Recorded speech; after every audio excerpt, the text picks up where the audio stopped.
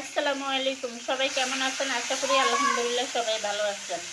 আজকে আমি সবার কাছে একটা মেসেজ দিতে চাই যে, কখনো মেহমান দেখে রাগ করবেন না। আপনি যদি মেহমান দেখে রাগ করেন, আল্লাহ নারাজ হয়ে যাবে। মেহমানের রিজিক আপনি আমি দেওয়ারও ক্ষমতা নাই আমাদের, একমাত্র আল্লাহ ছাড়া।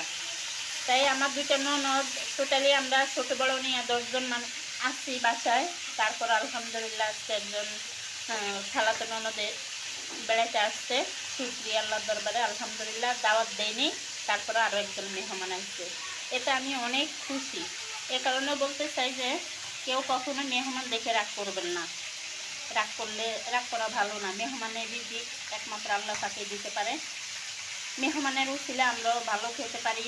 শুকরিয়া আলহামদুলিল্লাহ। আমি অনেক খুশি, আমি অনেক হ্যাপি মেহমান নিয়ে। সবাই আমার জন্য দোয়া করবেন।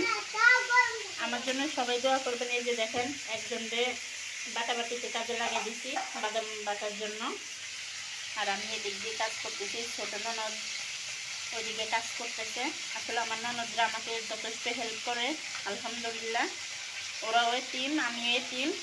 তাই এতিমদেরকে ভালোবাসা খুবই দরকার। এতিমদের ভালোবাসলে আল্লাহ পাকও আপনাকে ভালোবাসবে।